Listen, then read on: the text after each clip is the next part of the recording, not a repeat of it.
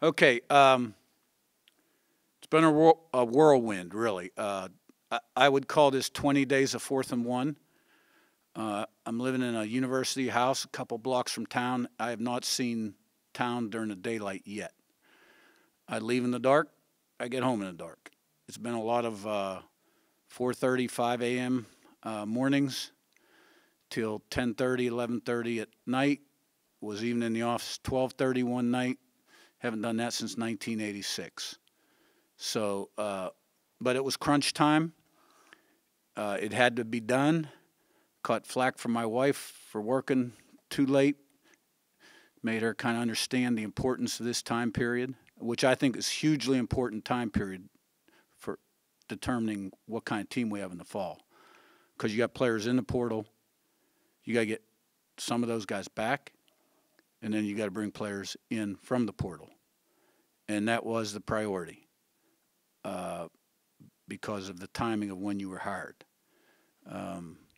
So pretty good that a 60-year-old guy can still go at it like that. Although I do think I fell asleep for a half second this morning on the way to work, hit a curb and blew a tire. So my car dealer not going to be real happy with me. I think we got a lot done. We started building some momentum about 7, 8 days ago, and that momentum has continued to build. And I'm never pleased, but want to compliment the staff, everybody involved in the recruiting process inside the building at the university for their efforts. But this roster is going to look a lot different in January when the players come back. We signed 31 players. We're going to announce all but 7. 7 are playing in bowl games. They're all transfers. We'll announce them after their bowl game. But we got, I think, the right guys off the bus, right guys on the bus, adding to the bus, and it's going to change the complexion of this football team. All right, we'll start with Matt and then go to Zach. Why don't you guys please state your name and affiliation? Hey, Coach, how you doing? Good. Matt Weaver with 247 Sports. Wanted to ask you, you mentioned portal guys. You brought in Curtis Rourke from Ohio. You're a quarterback guy. What when you watched him, when you evaluated him, what stood out about him as a quarterback, and why did you feel comfortable bringing him in to possibly be your starter next year? Yeah, well, he'll compete for it, but he's got a body of work, and that's what I look for in a portal. I look for guys that have a body of work, guys that have started, played the entire season without getting injured, and have production. And multiple years of production is even better, because I firmly believe this. Like, there are some intangible qualities that it takes to be a starter and make it through a season. You got to be able to handle adversity, success, have consistency in performance. There's just some characteristics and traits. So I'd much rather have a guy that's put it on the field and has statistical numbers than a guy that's maybe second or third team at the number 1 team in the country and has great potential, but he was sitting behind 2 really good guys. I don't buy that. Good players find a way to get on the field. All right. Rourke was player of the year in the league. He knows how to play quarterback. It's very evident to me. Tom Brady knew how to play quarterback. Phillip Rivers, who I coached, knew how to play quarterback. And knowing how to play quarterback, it is a lot more than just having an arm and accuracy and making a few outstanding plays. A lot of their greatest plays go unnoticed. Guy gets in a jam on 1st and 10.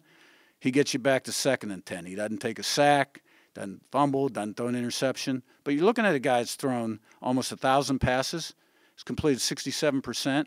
Has like 55 career touchdown passes, about 13 interceptions, about 8,000 yards, right?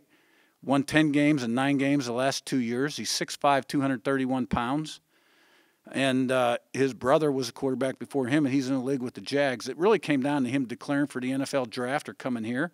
And, right now, quarterbacks are attracted to us because when you take 4 different guys in 5 years, and they're all player of the year in the conference, and they all have different styles, they recognize you do a great job at developing quarterbacks. And that's a credit to Tino Sinceri, our quarterback coach, and Mike Shanahan, the offensive coordinator, and, I'm involved in that a little bit too.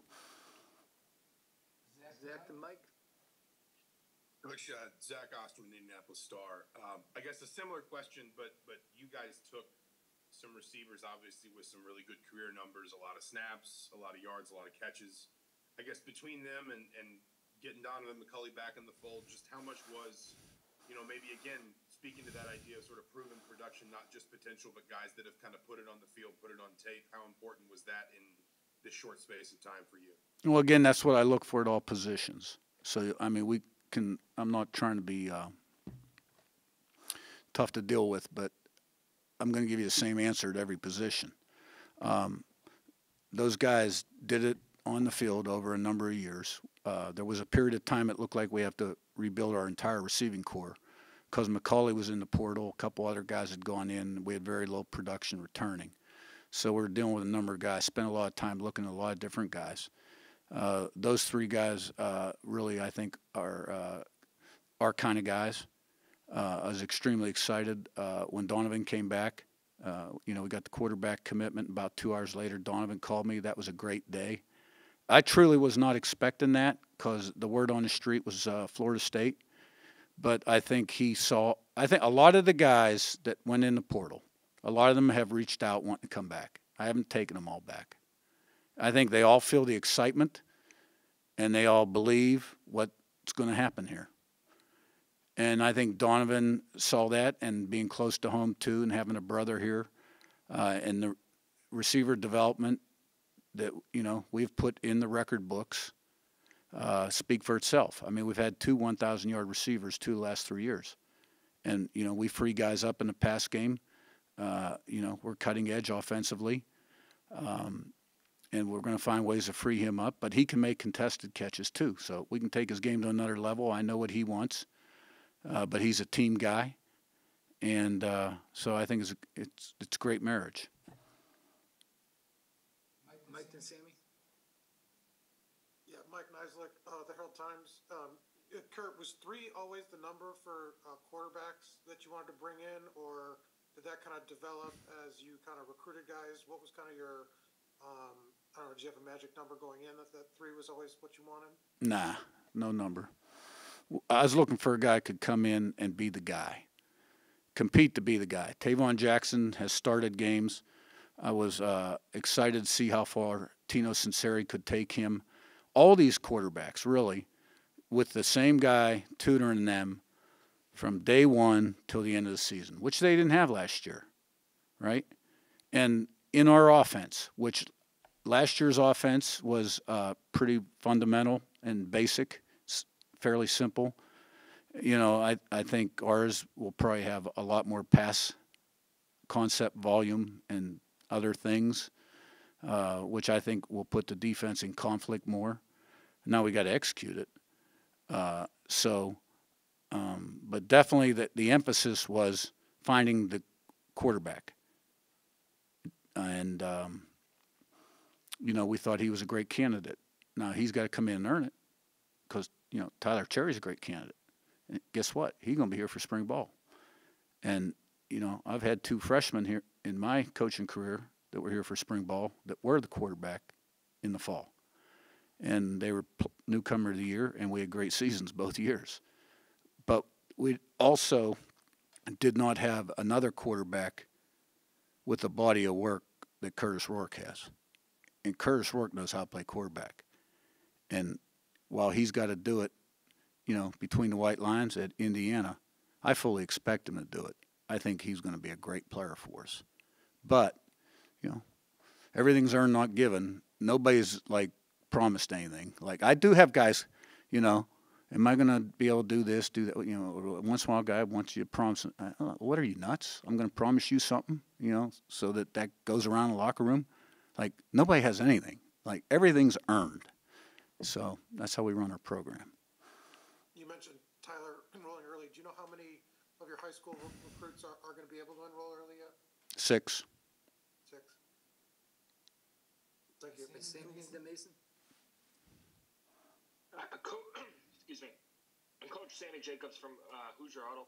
What was the process like to reevaluate, re-recruit both the commits who were committed to the previous staff and then the players who went into the portal and are looking to come back? You know what I always do when I take this is my fourth head coaching job, and the first two were major rebuilds, and we won big year one, and I fully expect to win big this year. But the first thing I do the day before I get there is I have the previous staff rank the returning team 1 to 50. Every coach does his own rating. Somebody in the office blends the ratings together, comes up with an average. They put it on my desk. So the minute I walk in my office, that thing's sitting there, and this guy's the number 1 rated guy on the team. This guy's the number 50 rated guy on the team. So I get a good feel for the roster right there. Now, some of those guys are in the portal, some of them aren't, right? And then the next day, I interview the old staff, every one of them. I sit down 20 minutes to an hour. Okay, we talk. I respect those guys. I've been fired before as an assistant coach when I was young, right? It's part of the business. I get it. They aren't bad coaches. There are a lot of damn good coaches that were on that staff last year. Okay, but we talk about the kids. I'll make a few notes. So, I have a little bit more of a feel, not only for what they were ranked in the top 50, but is he a good teammate? Is he consistent? Does he work hard? Is he committed? Is he a pain in the ass, right?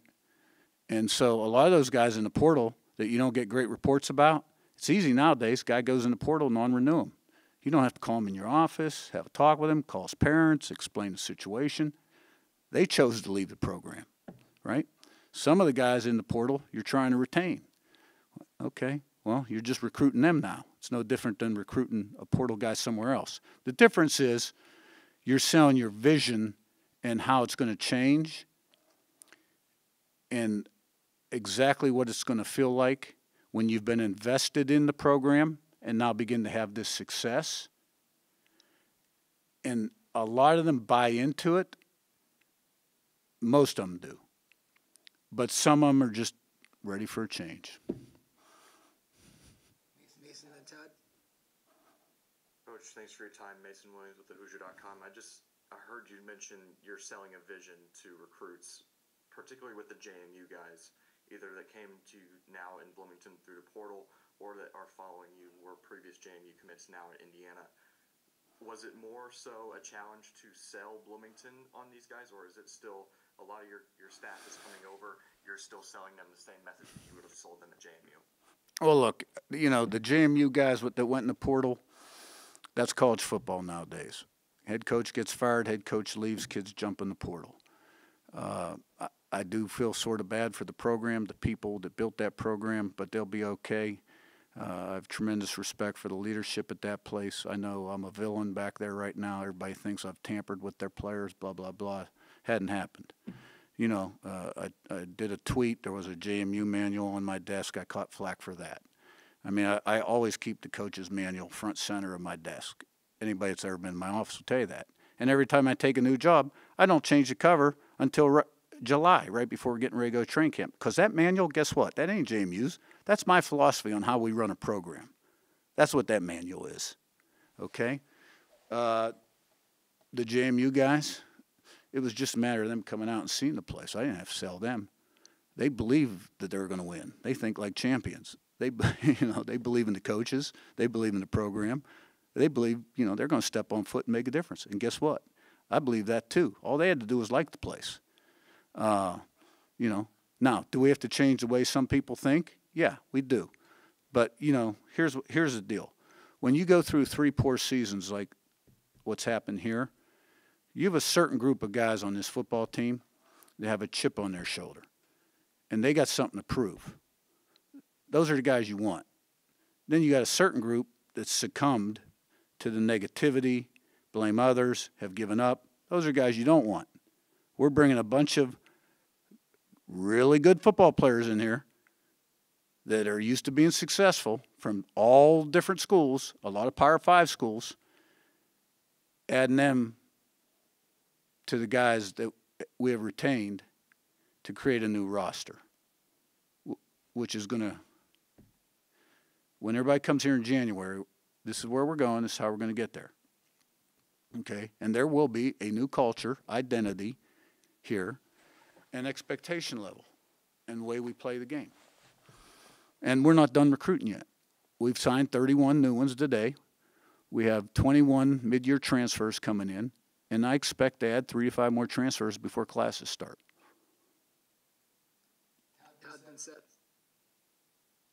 Hey, Curt, Todd Goldman with CNHI Indiana. When it comes to that culture you were just talking about, meshing the recruits you're getting and some of the guys you kept, where does that process start? I mean, when What do you mean? I don't get the question. Well, when you recruit them, how do you sell your vision of your culture? I mean, what's the Who are you talking about? The high school guys, the transfers? Who? all of the above? I mean, how do you? Is there? It's pretty simple. I win. Google me. Seth and Rebby. Seth Tao with the Daily Hoosier. Curt, this is the first time we've talked to you since your introductory press conference a few weeks ago. Just, the staff that you put together, you said, back then you said you couldn't talk about them specifically because they were like recruits. Obviously now everything's official. Just wondering if you could take us through the process of how you assembled the staff you put together here. You brought some coaches with you from JMU. You brought some people in from outside. Just how did that all come together? It came together pretty fast. I brought a good nucleus from JMU. Part of my success has been because of the staff continuity. A guy like Brian Hayes has been with me 10 years, Mike Shanahan 9, my team's guy 6, my weight guy 5. Not always in the same position they're in today. I got guys on my staff that I hired for $6,000 10 years ago, and now they're coordinators, at the P5 level. So, they know how I am, how I run the program. They know how to manage me a little bit, some of my little moods. But you're looking to put the best staff together for Indiana. We brought some new coaches in that we're excited about. There's a lot of good coaches out there. Whoever you bring in that's new, you got to mold them a little bit into your way of doing things and how you do things. And, that's what's going on right now. Rebby and Jack. Hey, Coach, appreciate your time. Jeff Ravjohns. A lot of people have heard really good things about your offensive coordinator, Shanahan, and Tino Sinceri. What do you like about them, and what makes them successful running an offense, developing quarterbacks, developing receivers? They have a good mentor. No, I think Tino's an excellent quarterback coach. I've known him a long time. Worked with his dad twice as a GA in '83 and for Saban and for 3 years. My brother coached Tino in college. Tino was the quarterback at Pitt. Mike was a receiver. So they were really close. When Mike came to me and wanted to be the coordinator, I had made a change the COVID year. My initial reaction was I always believed that the quarterback guy needed to coordinate. But I had spent that whole COVID fall, because FCS didn't play that year. We played in the spring, right? I spent that whole COVID fall studying Alabama when Sarkisian was there with Matt Jones and those receivers. That was about, 3-4 years ago. I really liked what they were doing. I was looking for some new ideas in the pass game. And Tino was Sark's right-hand man. And so I knew Tino. Mike and Tino were really close. And being able to hire Tino kind of made that work. And Mike has really progressed, as a coach and a coordinator, and calls the plays. Every once in a while I'll have a recommendation. But I kind of run the offensive meetings and steer the offense. And part of that is, every year look, we have our offense and then we figure out who our players are and then how we need to branch out from there. But more than anything else, I'm a head coach. And I got to make sure that offensively, because these young guys, they like to score a lot of points, you know what I'm saying? Hear their name on ESPN and read about how they're a candidate for the Nebraska job. Part of my job is to make sure that we're not taking unnecessary chances offensively, putting the defense in a hole, or getting the quarterback hit too much, and things like that. So, because the offense, defense, special teams all have to complement one another. Now, okay, you mentioned 2 of my coaches. I got 10 great coaches, and I got the best strength and conditioning coach in America. So people like offense, so, they hear about the quarterback coach and the, offensive coordinator. but I got a great line coach. I got a great defensive coordinator. But you know what? We'll see how great we are in the fall. I guess we won a lot of games at JMU, so we're great coaches. You know, at the end of the year, we'll see how great we are. But I expect us to be really good. Jack, and then we'll wrap with Daniel. Jack Ankeny with SI Indiana. Coach, I'm curious, the two quarterbacks that you've signed, Cherry and Mendoza in this class, just what were some of the skills or traits that attracted you to them that made you feel like they'd be a good fit here? Well, I think they're very similar in a lot of areas, but in the quarterback, what makes them special, you know, the ability to process information quickly and make good decisions on the field. They're both real quick thinkers. I think it's really important a quarterback, you know, be able to sort of extend plays.